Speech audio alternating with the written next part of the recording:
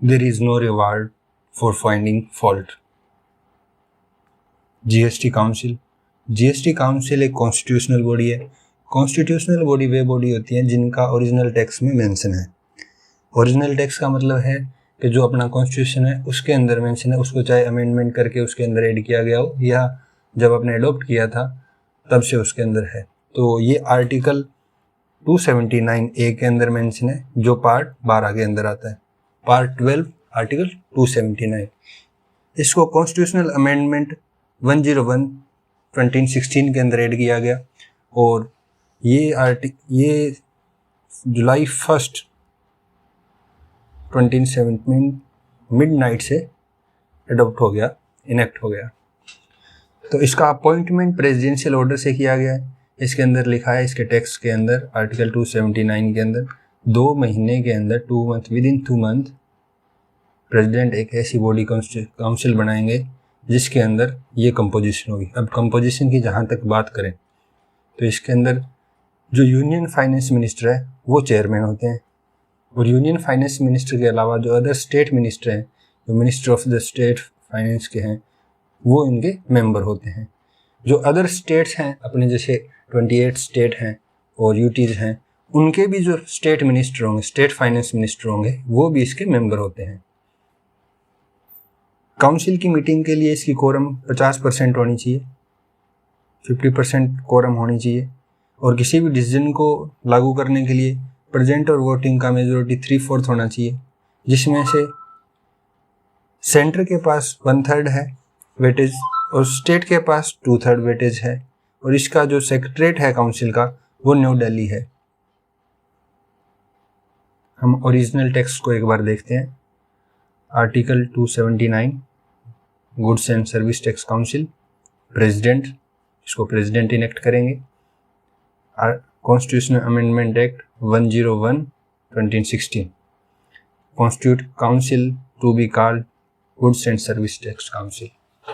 इसके अंदर लिखा गया है कि प्रेसिडेंट 2 महीने के अंदर विद इन 60 डेज एक काउंसिल बनाएंगे जो गुड्स एंड सर्विस टैक्स को देखेगी। अब उस काउंसिल को जो कंपोजिशन है वो कौन कौन होना चाहिए, किसके साथ कंसिस्ट करेगी वो, तो यूनियन फाइनेंस मिनिस्टर है वो इसके चेयरमैन होंगे और उसके अलावा union state minister of the state जो है जिनके पास रेवेन्यू या फाइनेंस का चार्ज है, यूनियन मिनिस्टर ऑफ स्टेट, वो इसके मेंबर होंगे। उसके अलावा जो ministry in charge of finance and taxation each state से हैं वो भी इसके मेंबर होंगे। इसमें एक बात ये भी लिखी गई है कि अपने में से एक को ये वाइस चेयरमैन नियुक्त करेंगे और ऐसे पीरियड के लिए जैसे कि वो डिसाइड करते हैं। जीएसटी काउंसिल की रिकमेंडेशन क्या होगी, क्या काम रहेंगे, तो ये टैक्स, सेस, सरचार्ज कौन कौन से सब्ज्यूम किए जाने चाहिए, किनको एग्जम्प्ट किए जाने चाहिए, इनके रिगार्डिंग रूल बनाएंगे। ये रूल बनाएंगे model code regarding GST council और जीएसटी टैक्स के लिए।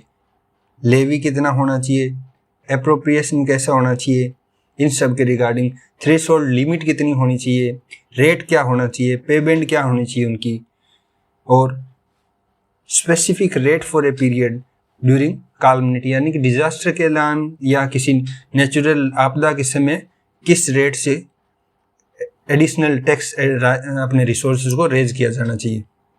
साथ ही साथ ये रिकमेंड भी करेगी 7 सिस्टर जो हैं वो प्लस जम्मू एंड कश्मीर, उसके साथ ही साथ सिक्किम और हिमाचल और उत्तराखंड, इन तीनों के बारे में स्पेशल प्रोविजन की भी बात बताएंगे। और इसके अलावा जो भी गुड्स एंड सर्विस टैक्स से रिलेटेड जो भी मैटर होंगे वो काउंसिल डिसाइड कर सकती है। ये नेशनल हार्मोनाइज मार्केट जो होती है उसको डेवलप करने के लिए जो फंक्शंस है वो डिस्चार्ज करेगी। जो भी आपने पढ़ा था 50% कोरम होनी चाहिए मेंबर्स के अंदर, तभी मीटिंग कंडक्ट कर पाए।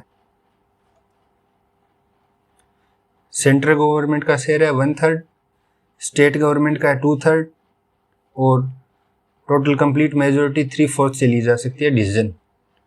इसके अलावा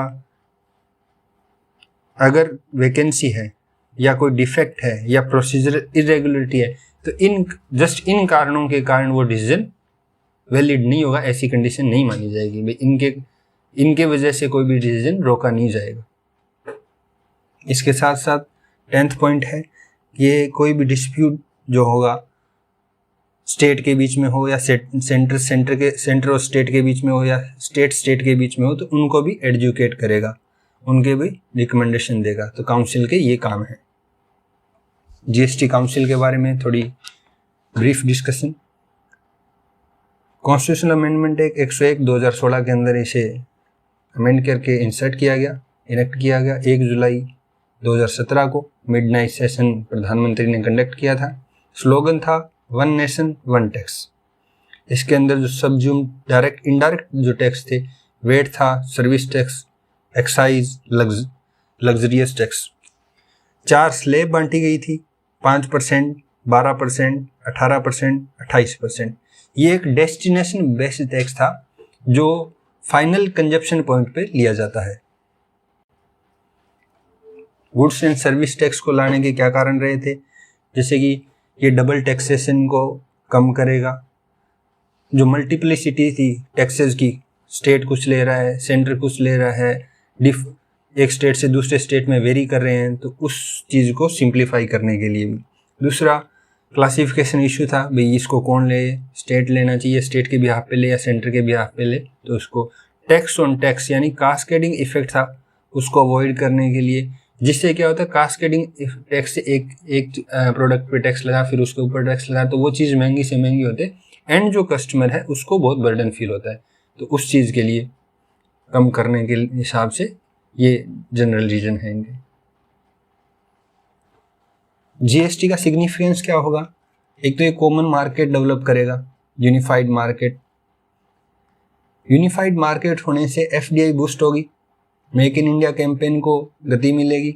इससे अपने इंटरनेशनल रैंकिंग जो है वो इम्प्रूव होगी। अपने इंटरनेशनल मार्केट में या इंटरनेशनल फोरा या फॉर्म के अंदर अपनी प्रेस्टीज इम्प्रूव होगी। जैसे ईज ऑफ डूइंग है, उसके पैरामीटर में अपने को टैक्स जो है जल्दी ईजी ले सकते हैं, सिंप्लीफाइड टैक्स सिस्टम हो जाएगा। ये टैक्सेशन स्ट्रीमलाइन करेगा, इसका मतलब हार्मोनाइज लॉ हो जाएंगे, प्रोसीजर सिंपल हो जाएंगे, रेट टैक्स यूनिवर्सल सिंपल हो जाएंगे। ब्रिंग सर्टेनिटी, ये नहीं है कि ये स्टेट से सेंटर वेरी करेगा या सरकार चेंज हो गई, गवर्नमेंट या इस्टेब्लिशमेंट के बिहाफ पे ये चीज़ें चेंज नहीं होगी। करप्शन को कम करने में फ़ायदा मिलेगा। टैक्स इवेजन है वो डिस्करेज होगा, टैक्स कंप्लायंस है वो इंक्रीज होगा। तो ये सब चीज़ें जब होगी तो सेकेंडरी जो सेक्टर हैं वो भी बूस्ट करेंगे। ये इसके मेन सिग्निफिकेंस है। Way forward, spirit of cooperative federalism, क्योंकि स्टेट और सेंटर साथ काम कर रहे हैं। 1/3 सेंटर को राइट है, 2/3 स्टेट को राइट है और 3/4 मेजोरिटी से डिसीजन लिया जाएगा। तो कोऑपरेटिव फेडरलिज्म की जो स्पिरिट है वो बूस्ट होगी। इसमें कंसल्टिव एंड कंसेंसुअल जो नेचर है डिसीजन मेकिंग की वो डेवलप होगी और जो ट्रस्ट डेफिशिएट है वो उसको ब्रिज करने में फ़ायदा मिलेगा।